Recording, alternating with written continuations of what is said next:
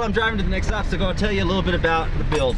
This is a 2001 TJ Wrangler. It's just a regular, it doesn't even have air conditioning, put it that way. So I bought this Jeep and it had 31s, Dana 35 in the rear, Dana 30 in the front with an ARB locker. So it had that. I put a 1999 Ford 8.8 out of a Ford Explorer in the rear, running 410 gears, because at the time I was on 33s. Did that for 2 years, and then I got to where I wanted to go with a bigger, more solid axle. There was a trail called Kelly Flats, and there's a section called the Chutes.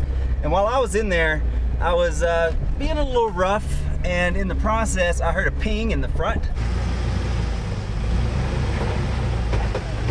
Oh, you had it.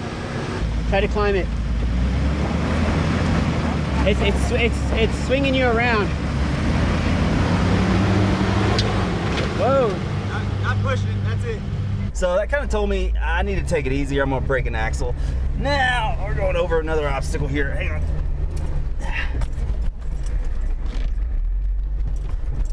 All right, going down. After that trail ride, I started thinking, okay, it's time to upgrade. I watch YouTube videos. Nate of Dirt Lifestyle and Kelly of Muddy Beards both built a late 70s Dana 44 out of a F-150. So I started looking for that, and I found a 1978 F-150 axle, complete, from gears to the hub locks. And I got it home, thought I had something that was gonna work. Those ends are cast, and everybody who welds knows welding to cast sucks. I sold that housing, but I kept the knuckles and the hubs. Fast forward 3 months, I looked and looked and looked, and finally found a 1977 and a half F-250 housing. And luckily, with that year model, 77 and a half through 79, you can use the outers from an F-150 to keep it 5 lug. So I've got a 1977 and a half F-250 housing, chromoly shafts, a Yukon spool, Next Venture Motorsports truss, Warren lockout hubs, and I've got a whole bunch of fun.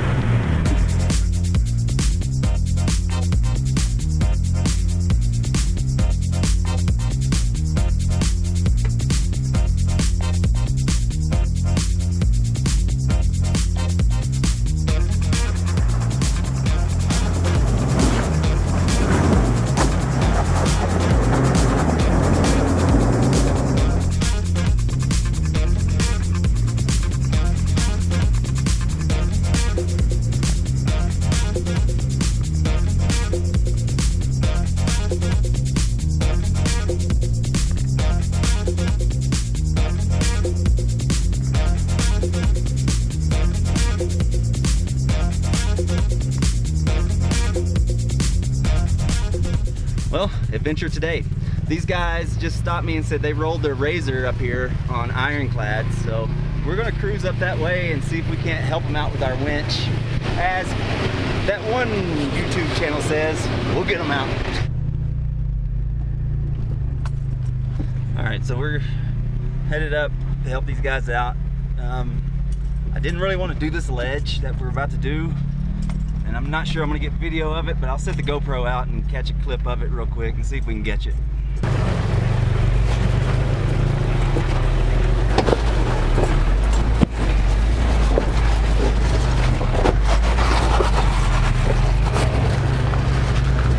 Yeah! Oh, that was a bump. I will say this, I'm at 15 pounds and I'm really wanting to get down to like 10. So I think next trip I'm gonna be pushing the 10 pounds. All right, looks like we're coming up on these guys real quick. Hang on just a minute.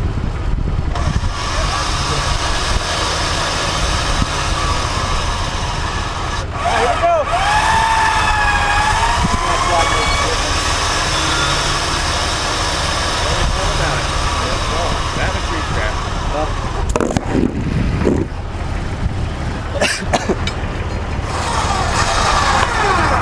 All right, now on to finish testing.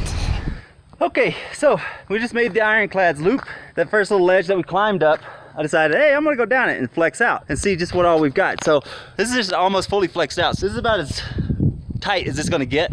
I don't have bump stops in it yet, but I'll show you why I don't think I need them. It's tucked up in there. We're gonna have to do something about the fenders, but the shocks, if you can see in there, the shocks are just about maxed out. So this right here is where your bump stop would go. That's the little bumper. And then I've got a 2-inch puck that can go in right here and will give me the safety of it. But that shock is gonna be the limiting factor, just like it is on the droop. So with that, we're happy. On up travel, it is binding up on the inside. So I'm just gonna take a grinder and cut off 3/4 of an inch there. That'll be plenty. I had to chop off the splines of my drive shaft and go to a different yoke because this is a little bit further than the Dana 30, and I only pushed it forward 1 inch and it was fully maxed out. Like on droop, it went all the way in. So I didn't want to risk it, have this push back into my transfer case and bust it open. So I just went ahead and did this. It's not balanced or anything, but it'll hold. Barnes do-it-yourself 1-ton steering, and it just sends you some joints, and it didn't quite work out for me because it was rubbing right here. So I went with the offset joint, and that put it up just enough to where it's not rubbing. Golly. All right, so that was rough. I'm pretty much gonna leave it at the end of that, being the end of the video. So please like, subscribe. Thank you for watching, and I will catch you guys on the next one.